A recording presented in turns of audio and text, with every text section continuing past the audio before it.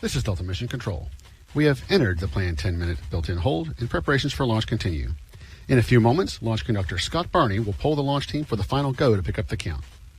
27 engineers and managers are polled for system status and readiness to proceed. This is the final status check before launch for all Delta vehicle systems, ground systems, the spacecraft, and the U.S. Space Force Eastern Range. The vehicle system readiness poll includes electrical systems, hydraulics, pneumatics, propulsion systems, flight control, and propellants. Let's listen in as Scott Barney performs the final polling of the launch team.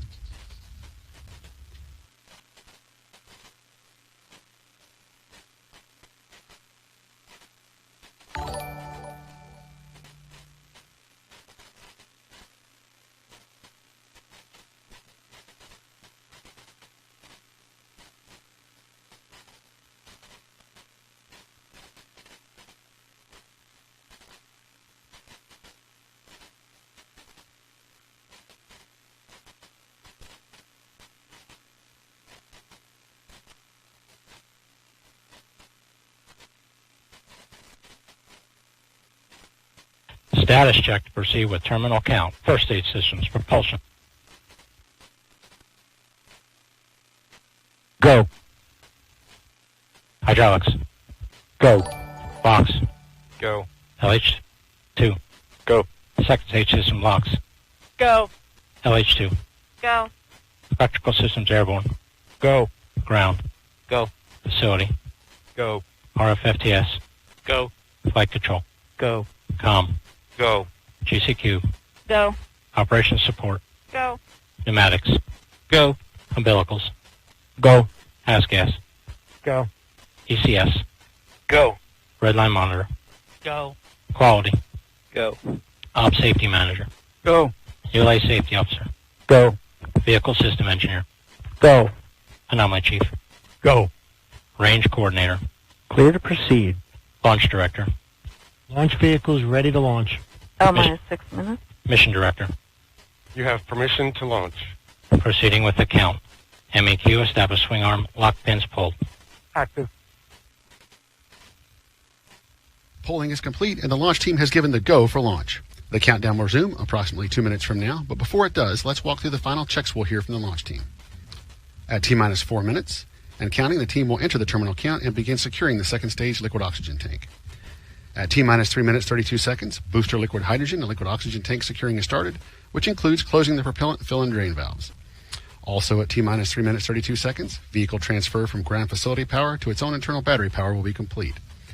At T-minus 3 minutes, the vehicle ordnance system is armed and booster liquid oxygen and liquid hydrogen propellant tanks are verified to be at flight pressure and flight level. 2 minutes prior to liftoff, the team will verify that the hydraulic system is pressurized, as well as confirm booster, second stage, and flight termination system battery voltages. At T-minus 120, the team will begin securing the second stage liquid hydrogen tank. At T-minus 60 seconds, the Eastern Range readiness is verified. At T-minus 50 seconds, the second stage liquid hydrogen tank is secured at flight level. A final launch vehicle and spacecraft status check is conducted at T-minus 30 seconds. At T-minus 15 seconds, the ROFIs, or sparklers, are ignited to burn off excess hydrogen at the base of the vehicle.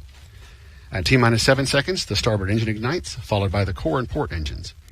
Liftoff will occur at T0. After liftoff, you'll hear the voice of Patrick Moore providing launch vehicle ascent data.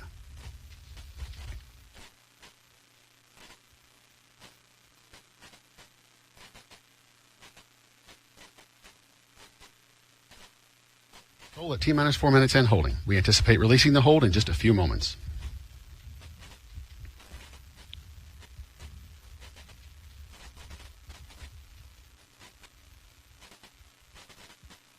T-minus 4 minutes and counting. The countdown clock has resumed. We've entered the terminal count and are go for launch at 8:09 p.m. Eastern. Ground pyros enabled.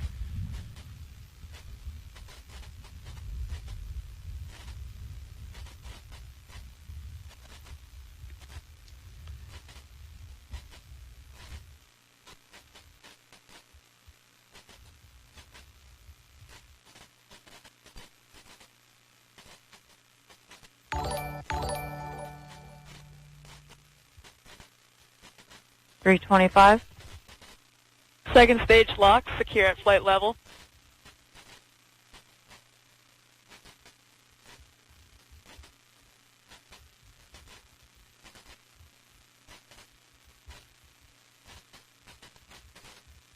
307.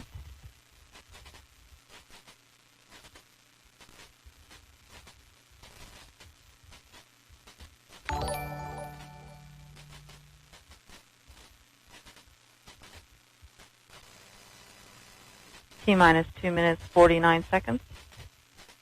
FTS internal.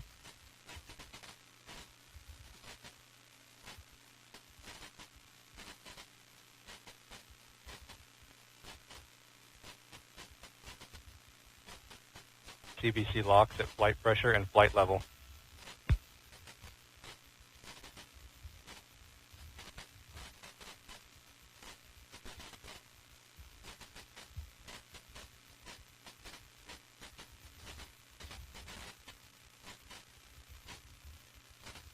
CBC LH2 at flight pressure and flight level. With that call, the first stage tanks are now ready for flight.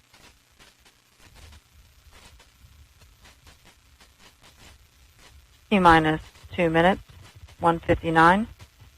Vehicle internal. Hydraulic pressure at 4,000. 155. Launch sequencer start.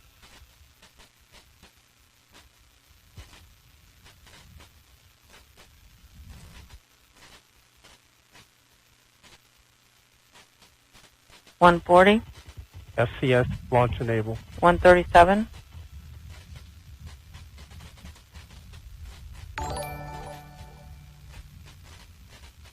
T-minus 90 seconds. FCS armed. The launch vehicle, payload, ground systems, and eastern range are go for launch.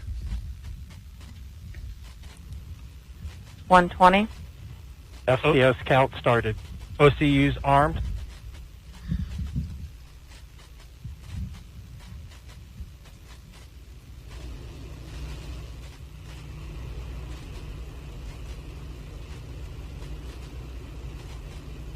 T-minus 1 minute.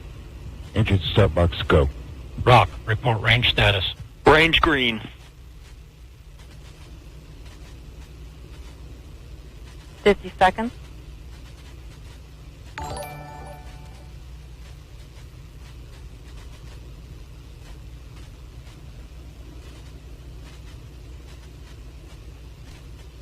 Second stage LH2 secure at flight level.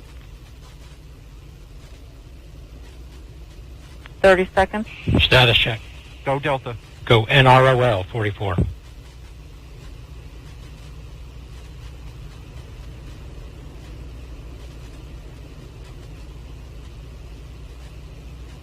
$15 seconds. Roll the ignition. T-minus 10, 10. 9, 8, 7, 6, 5. Main engine ignition. 3, 2, 1, 0. And liftoff.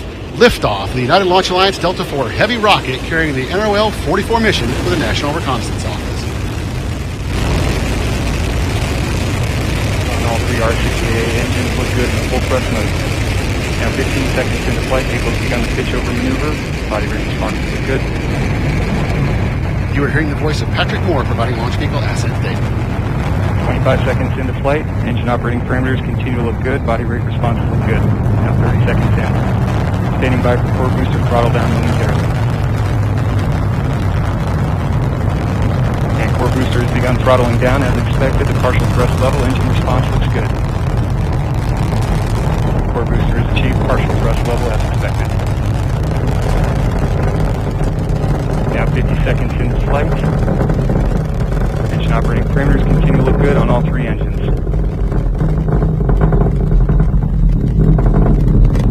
Now passing 1 minute into flight. Delta IV is now 4.3 miles in altitude, 5.8 miles downrange distance, traveling at 1,200 miles per hour.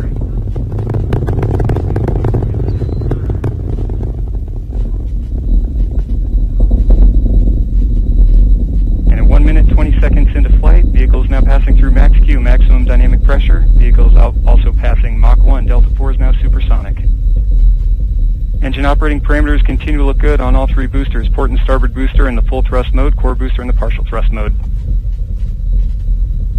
Body rates continue to look stable throughout the boost phase of flight. Telemetry quality has looked good throughout the boost phase.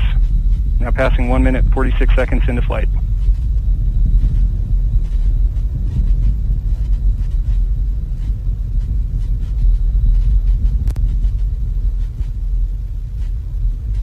And the second stage reaction control system is pressurizing to flight levels. System response looks good. Engine operating parameters on all three engines continue to look good.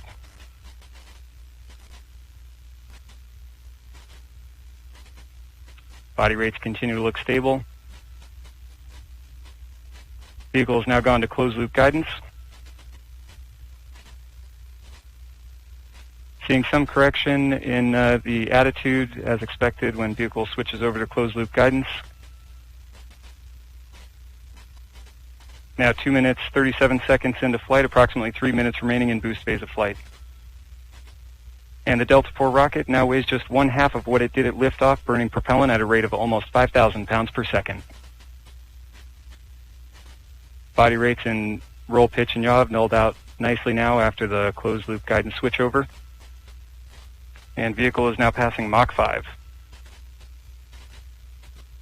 Engine operating parameters continue to look good. Port and starboard boosters in the full thrust mode, core booster in the partial thrust mode.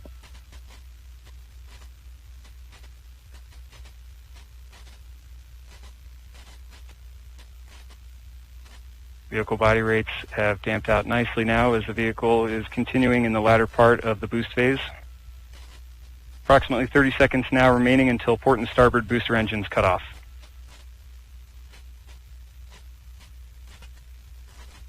And approximately 2 minutes now remaining in the boost phase of flight.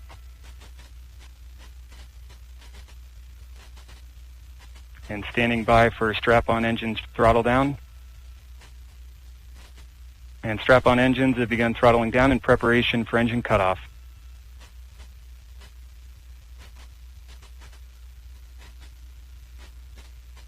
And port and starboard booster engines have cut off. And we've seen good indication of separation of the port and starboard boosters. Core booster is throttled back up to full thrust as expected. Engine response looks good.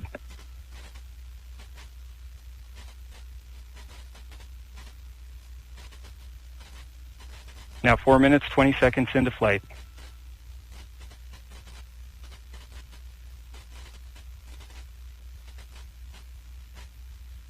And the upper stage liquid oxygen system has begun boost phase chill down sequence to begin thermal conditioning of the RL-10 engine.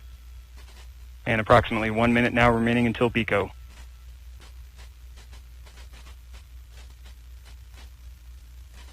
And upper stage fuel system has now begun boost phase chill down. Core engine continuing to look good in the full thrust mode. Engine operating parameters look nominal. Now passing 5 minutes into flight. And the Delta IV is now 71 miles in altitude, 360 miles downrange distance, traveling at 12,900 miles per hour.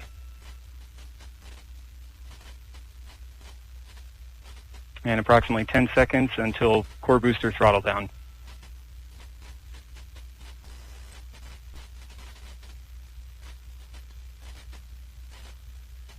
And core boosters begun throttling down in preparation for BECO, standing by for BECO. And we have BECO booster engine cutoff, standing by for stage separation.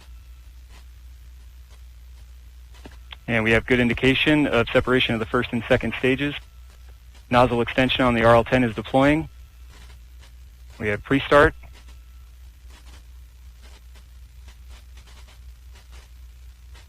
We have ignition and full thrust on the RL-10. Chamber pressure on the RL-10 looks good. Body rate responses look good on the DCSS.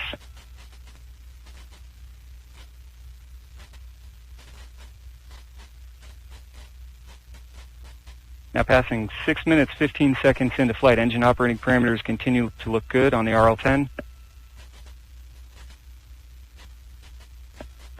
Upper stage has begun initial thruster firings to begin catalyst bed warming. Seeing a couple of periodic dropouts in telemetry. And we have seen good indication of payload fairing jettison.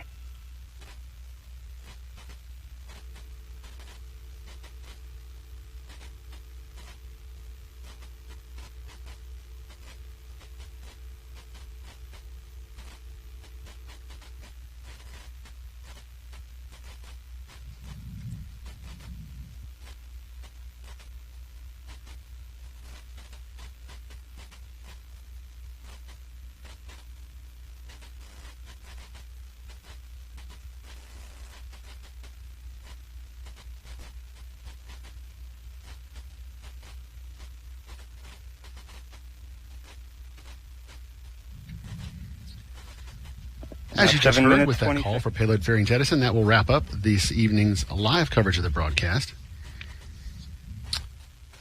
ULA's Delta IV Heavy made history this year when it became the first operational rocket to host 3D projection mapping.